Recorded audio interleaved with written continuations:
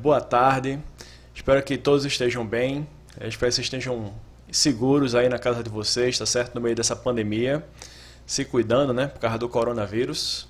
E por aqui tá tudo certo, né? E nós vamos começar a nossa quarta aula do nosso curso, né? Agora, a partir da quarta aula, a gente vai passar para o tema da História da Ética. E nós vamos começar a História da Ética com Aristóteles. Vocês estão vendo aí, né? A quarta aula vai ser sobre Aristóteles. Começando, né? Em relação a... Qual o primeiro tópico? O primeiro tópico é o bem supremo, né? Tópico simples, né? Começar logo falando do bem supremo. Vamos ver aí. Segundo Aristóteles, toda atividade humana possui um bem que procura produzir um objetivo que deseja alcançar como fim, né? Ok? Por exemplo, o objetivo do estudo da música seria a composição de uma música bela e o fim da construção do navio seria um navio bem feito. Então, tudo que você faz, você quer alcançar alguma coisa com essa ação. O que você deseja alcançar é o fim, é o objetivo, né? O bem que você deseja alcançar. O ser humano pode almejar diversos bens diferentes em sua vida, né? Na sua vida você pode querer várias coisas diferentes, mas cada um deles só será bom em um outro aspecto da sua existência. Qual seria o bem supremo? Aqui começam as questões filosóficas, né? Qual bem poderíamos julgar como sendo relevante para a totalidade da vida humana? Que bem é esse que é bom para tudo, minha gente? Não é bom apenas para um aspecto da sua vida, não é bom apenas para uma coisa que você quer fazer, mas um bem que seja bom sempre, para todas as coisas que a gente deseja, né? Aristóteles considera que este bem é a felicidade. Aí está em grego eudaimonia. Vocês estão vendo as letrinhas aí em grego aí, né? Eudaimonia escrito em grego, as letrinhas diferentes. E esse é que seria o bem supremo, aquilo que é bom para toda a vida e não apenas para um aspecto da vida do ser humano. Como, por exemplo, se você constrói um navio bem construído, vai ser bom quando você precisar navegar, mas não vai ser bom quando você precisar resolver um problema de matemática, né? Por outro lado, tendo felicidade na sua vida, isso vai ser bom sempre. Vai ser bom sempre. Então, para Aristóteles e para muitos outros filósofos do período antigo, a ética não era compreendida como estudo da moral, que são as regras sociais, ou dos deveres, né? Isso é uma característica da antiguidade em geral. Os filósofos do período antigo não entendiam a ética como sendo o estudo daquilo que você deve fazer por viver em sociedade, né? Para ele, para Aristóteles e para os outros filósofos gregos antigos também, a ética seria o estudo de como os seres humanos devem viver para serem felizes, né? Como os seres humanos devem viver para serem felizes. A ética seria isso, então, né? O estudo da vida feliz. Neste período da história da filosofia, portanto, a ética era compreendida como uma teoria da vida boa, ou seja, o estudo da vida feliz, tá certo, pessoal? Teoria da vida boa, aquela vida que você alcançou o bem supremo, que seria a felicidade. Ok? A vida boa, porém, exige que a pessoa possua virtude. Vamos ver o que é a virtude aí, né? Virtude, na interpretação aristotélica, representa a capacidade de fazer algo bem, fazer algo de maneira bem feita, tá certo? Por exemplo, qualquer pessoa pode pegar um instrumento musical e produzir um som, né? Mas apenas um músico hábil consegue tocar uma bela melodia. Esta habilidade seria uma virtude, tá certo? A habilidade de tocar a bela melodia seria a virtude do músico. Para termos uma vida boa, segundo Aristóteles, também precisamos agir com virtude. E não apenas uma vez, mas constantemente. O músico ele pode tocar uma música somente uma vez e tá bom, né? Já toquei uma vez, beleza. Mas para a gente ter uma vida boa, que é uma vida feliz, a gente precisa praticar essa virtude que nos permite ter a vida feliz constantemente, tá certo? Esta virtude, que levaria à vida boa, seria uma espécie de controle racional sobre a nossa vida, sobre os nossos impulsos, colocando a razão acima dos desejos, tá certo? O contrário da virtude seriam os vícios, quando os nossos desejos tomam as rédeas do nosso destino, quando a gente age por impulso, né? Age sem pensar, aí seriam vícios, tá certo? Por tudo isso aí que está aí nesse slide, né? A ética aristotélica é uma caracterologia, ou seja, um estudo do caráter dos seres humanos, tá certo? Então não é uma ética deontológica. A ética deontológica é como se classifica a ética do dever, que estuda como você deve agir por obrigação à sociedade, ao compromisso social. A ética aristotélica não é uma deontológica, é uma caracterológica, tá certo? Uma ética do caráter dos seres humanos. A ideia de que o que separa a pessoa que vai ter uma vida feliz da pessoa que vai ter uma vida miserável são as suas características internas, as suas virtudes aqui dentro, dentro da cabeça, se você consegue controlar os seus impulsos ou não.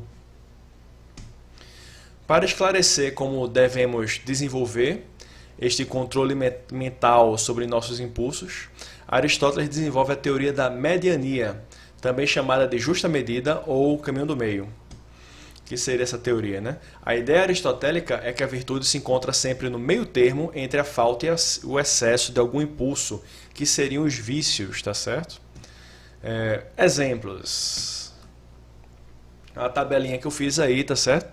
Com algumas palavras, essas palavras eu pesquisei, eu encontrei literatura sobre Aristóteles e também no livro de Aristóteles, né?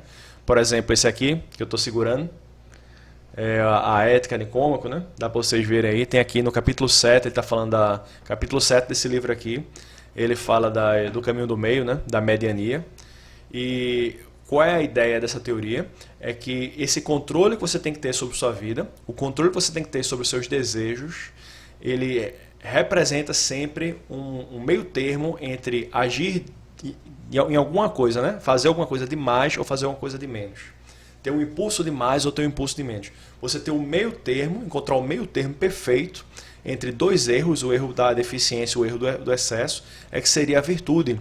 E se você praticar essa virtude da medida justa, da medida correta, daquela medida ali que fica exatamente no meio entre os dois erros, se você praticar essa virtude constantemente, você vai ter uma vida feliz. Essa teoria de Aristóteles. Então, vamos ver alguns exemplos, né?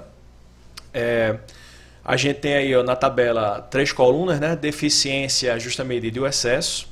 E, por exemplo, a deficiência da covardia é quando você tem alguma coisa de menos, quando você tem pouco ímpeto em se defender, né? Seria a covardia. Pouco ímpeto em agir, digamos assim, né? Justa medida seria o que Aristóteles chama de coragem na literatura dele. E o excesso de coragem seria o quê? Temeridade. Então, se você tem a coragem como o meio termo, a virtude, se você tem coragem de menos, é covardia. Se você tem coragem demais, isso é temeridade. O que é temeridade, professor? Temeridade é o caba que não tem medo de nada, né?